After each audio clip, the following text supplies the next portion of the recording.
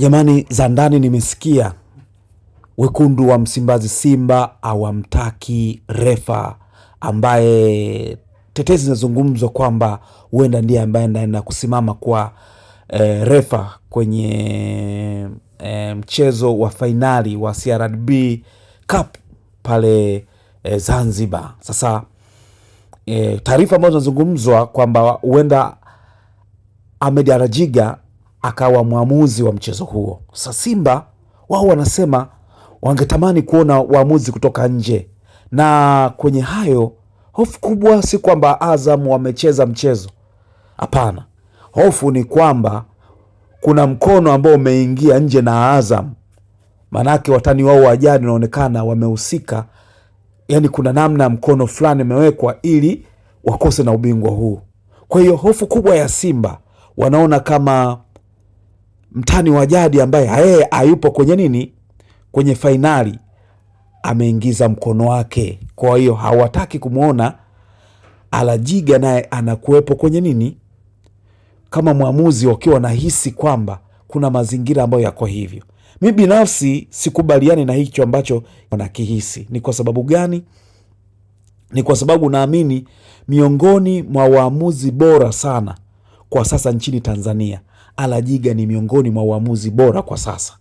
Sasa kama kuna hofu juu ya Arajiga, Simba wanamtaka mwamuzi gani? Na je, kwa muda huu inaweza kafaa mwamuzi kutoka nje? Lakini inawezekana pia kwa TFF, kwa sababu kuna baadhi ya michezo mikubwa walikuja waamuzi kutoka nje. Kwa hata huo mchezo pengine inawezekana kuwa na mwamuzi kutoka nje ya Tanzania. Kwa hiyo Simba waliomba mapema kwamba fainali hizo ziwe na mwamuzi ambaye sio Mtanzania. Hata Arajiga mwenyewe hawamtaki. Sasa nini ambacho naweza kujiuliza zaidi ni kwamba ni kwenye fainali tu au kwenye ligi msimu ujao hawataki? Na mtakuwa mnakumbuka kauli ya Murtaza Mangungu ashai kuzungumza kuhusiana na waamuzi. Sasa yote hayo ukiangalia ni kama yanakuwa na mahusiano ya moja kwa moja kuhusiana na jambo ambalo lipo kwa sasa. Mimi najaribu kujiuliza tu,